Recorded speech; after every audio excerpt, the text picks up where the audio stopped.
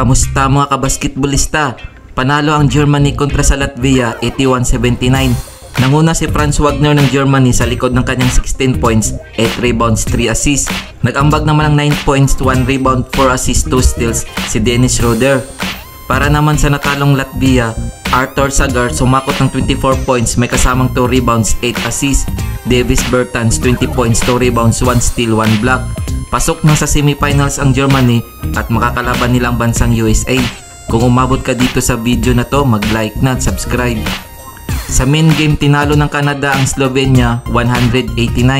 Humakot ng 31 points, 10 rebounds, 4 assists, 2 steals si Shai Gilgeous-Alexander ng Canada.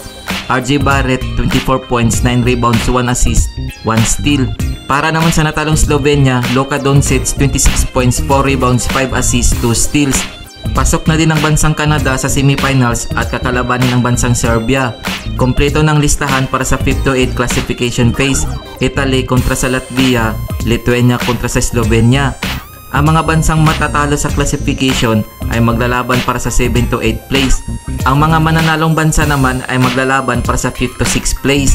Heto ang mga laro para sa 5 to 8 classification ng FIBA World Cup 2023 na gaganapin sa Mall of Asia Arena, Philippines ngayong September 7, 2023. Sa first game, maghaharap ang Italy kontra sa Latvia alas 4:45 ng hapon.